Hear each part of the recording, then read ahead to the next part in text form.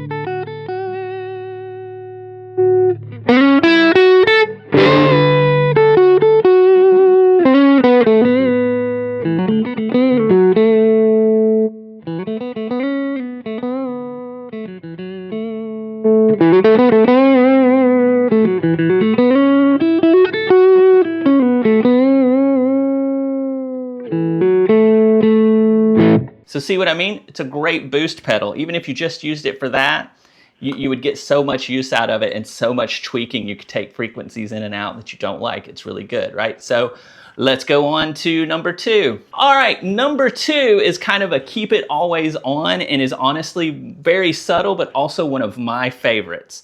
And it's basically you're gonna kind of cut 400 just barely.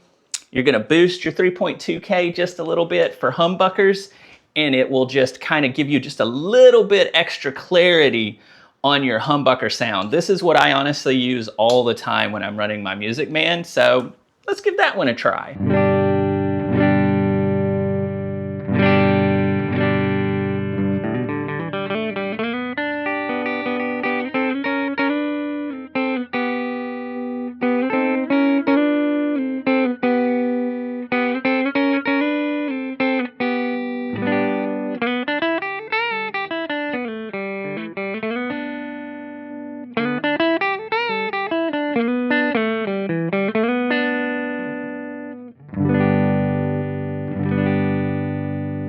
See what I mean? Like, especially when I use the neck pickup, I think it just adds just a little bit of clarity, gets some of the mud out. I really like that setting. That's the setting I probably use the most. Now, we're gonna play off of that a little bit, and we're gonna take 400 down a little bit more. We're gonna pump 3.2 and 6.4 up to get a little sparkle, and this will kind of get you that approximation of that great Gretsch sound, which is my favorite humbucker sounds.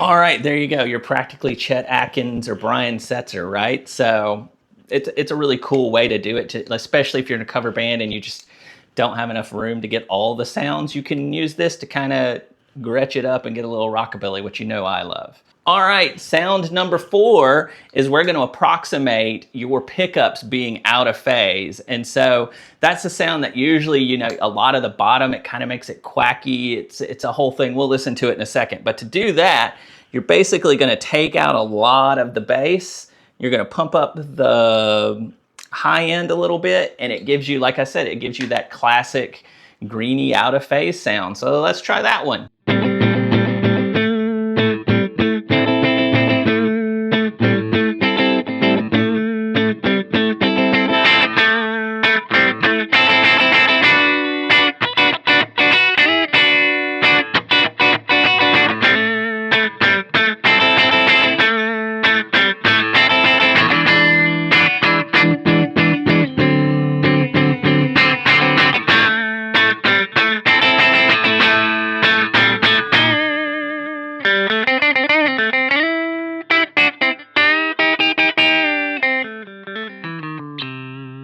All right, so there you go, super useful sound, especially like in a cover band or something. If you just need that weird sound and you just don't want to get a guitar with the pickups out of phase or put a push-pull, it'll approximate. This thing is really good at approximating a lot of things. And so now let's get on to the really fun stuff. Everybody spends a lot of time you want to do that lo-fi sound. There's pedals out there that'll do it. That kind of gives it your guitar's playing through a radio.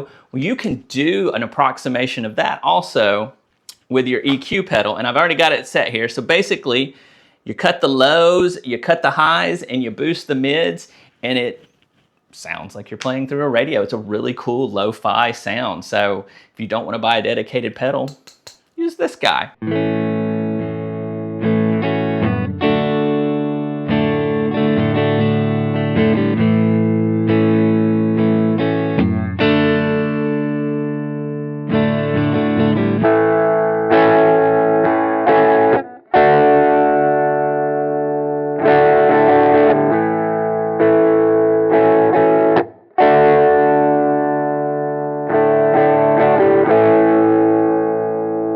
And so for this last one, we're gonna kind of do something, it's kind of just a funky, cool sound.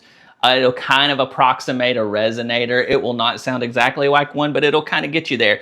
And you do this extreme setting where you just every other one until you get to the end, you set it here. So let's just listen to that one and see what we think.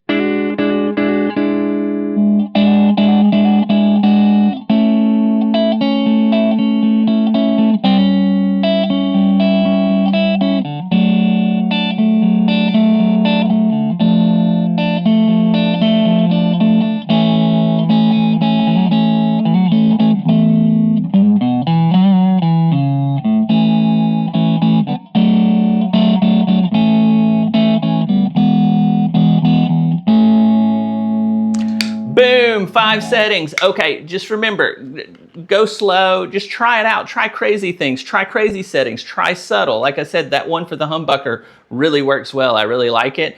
And just go have fun with it, y'all. So yeah, don't forget, like, subscribe, keep playing guitar, keep having fun, take care of each other, and I'll see you guys next time. Later.